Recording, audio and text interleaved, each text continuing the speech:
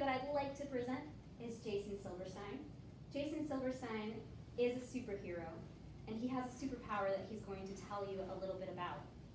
Jason Silverstein joined my Toastmasters group after joining another Toastmasters group previously, and he has a goal to speak in front of large audiences. And he's doing something every day to reach that goal. That superpower that you may or may not have, taking that superpower and doing something every day to make it a little bit brighter is what we have to do if we want to be the superheroes that we were meant to be. Consistency. Consistency is key. So let's bring up Jason Silverstein.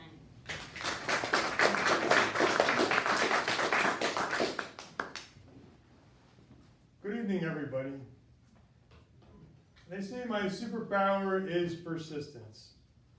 I believe that if I just get 1% better each speech, and I do that consistently enough over a long enough period of time, I will reach my goal of speaking in front of large audiences and have thousands of people watch my videos, which you can watch on my YouTube channel, Jason Silverstein, My Journey. The end.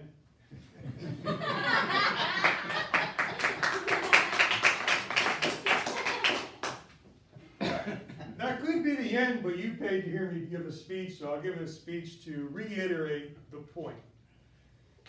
It goes back to 2004. I'm a realtor, and I had an interest in real estate investing. And some of us know 2004 was a very happy time for real estate investors. We were all making a lot of money, driving fancy cars. And at this real estate investor meeting, it was a little different than your typical meeting. People like to joke around and have fun. And when someone would get up to pitch a property, they didn't just pitch a property, they'd throw in a little joke too. Something like, it's a 3-bedroom, 2-bath, 2-car garage house with a nice bay view. If you go up to the 3rd floor, out the balcony and take your binoculars, you could see the bay. And people would laugh. And then the next person would get up and pitch a property, and someone would yell out, "Does it have a bay view?" And that just became a running joke. And they'd say, "Oh, it's a peekaboo view of the bay." That was the way it was. Everyone liked to make a joke, whether it was funny or not. And as you can see, not all my jokes are funny. The organizer wanted to do something a little different. He wanted to get everyone involved.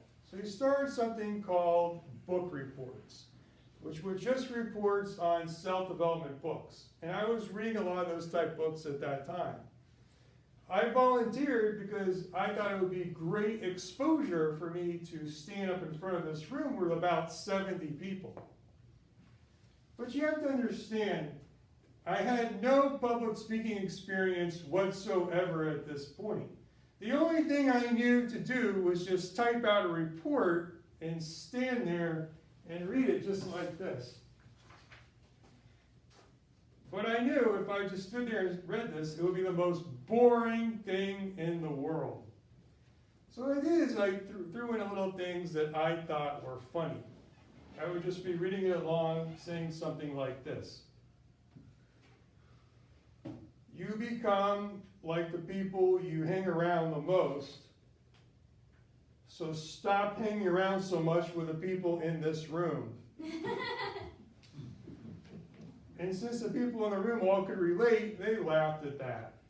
But what was interesting is people laughed at the parts that I meant to be funny, but they laughed so much more at the parts I didn't think were funny.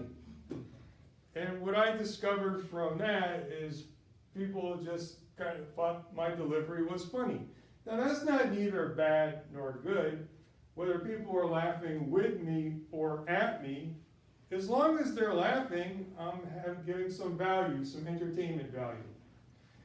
I took that experience along with me, and I went on to the entrepreneurs meeting. And at the entrepreneurs meeting, they asked us to do the famous entrepreneur. I did that, And afterwards, two people came up to me. One person was a very good public speaker, and she said to me, I should join Toastmasters. I didn't know if that was her polite way of saying, I need to get better if I'm going to stand up there and talk in front of people, or she was just trying to help me out. And the other person said that I should be a comedian. Now, I've heard that before, but this person actually managed comedians and was formerly married to a comedian. So I thought maybe she knows what she's talking about. I took action on both suggestions. I joined Toastmasters and McCurdy's Comedy Theater. See, that's not even supposed to be funny. At McCurdy's Comedy Theater, they helped us develop a 5-minute set. And that set we were going to perform at the end of class. And it was amazing the attrition ratio when everyone knew they had to do that in front of the class. It started out with 60 people. It got to the end, it was just like about 6 of us. And I got there in the last day of class, and I'm looking at the room. It's a pretty big room over there. And people just kept on coming in, I guess because it was free. Anyway, it was like a filled auditorium, maybe about 60, 70 people. And I get there up on stage, and the lights are shining in my eyes, and I'm nervous. I'm just holding onto this microphone for dear life. Probably like, it was pretty nerve-wracking. But I started talking, and people started laughing almost right away, way before I even got to any punchlines. I don't remember exactly what the jokes were. I just know one was a bear having sex, another was a dentist having sex, and the third one was probably something about sex. And I just mixed and matched them, the 3 together, and people really laughed. They thought it was the funniest thing in the world.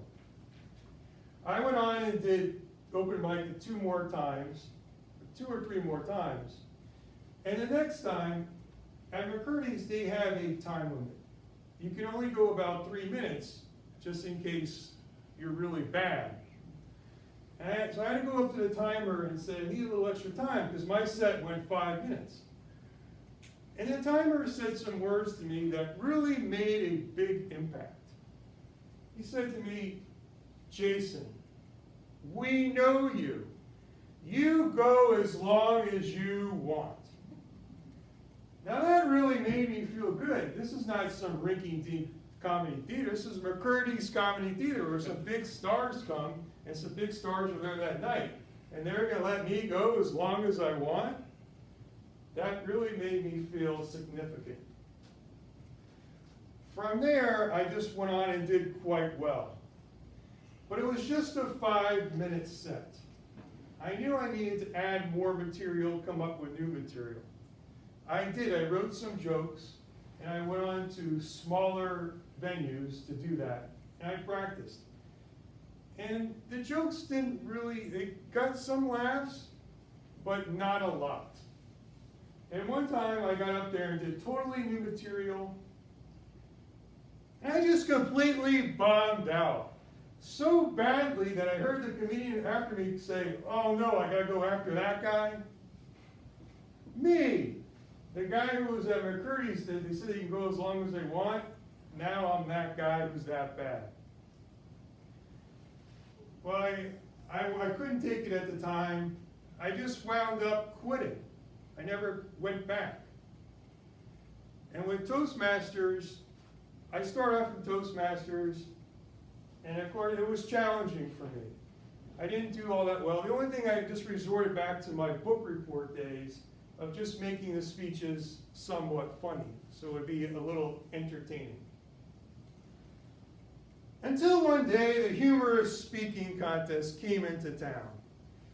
And I thought, I can do this. I'm a veteran of McCurdy's. I've made a lot of the speeches funny. I can do this. I can win this thing. And I had a great speech. It was called, What is Healthier, Bacon or Sausage? And I really practiced and practiced and practiced. And I got up there and I thought I did great. And a lot of people laughed, and I felt really good about it. But then I lost. And the same thing happened again. I just quit. I don't know if any of you could relate something you just quit, something that you actually like doing, but it just seems so hard, so you quit. I didn't have the thought then of just getting 1% each time. And the reason why I tell you this story is because now I do have that thought of just getting 1% each time. Now you might be thinking to yourselves, I don't really have a reason to be persistent, or I'm not persistent right now. I want to tell you what drives me. We all have human needs that we really want, and for me, I want to be significant. I like standing up here having all of you stare at me. For this amount of time, I feel significant. It may not be the same for you, maybe it's something else, but if you could just find that thing that will make you feel good, make you feel significant, or whatever your human need is, you will do whatever it takes to get that. You will be persistent. And that's my thought for you today. Thank you.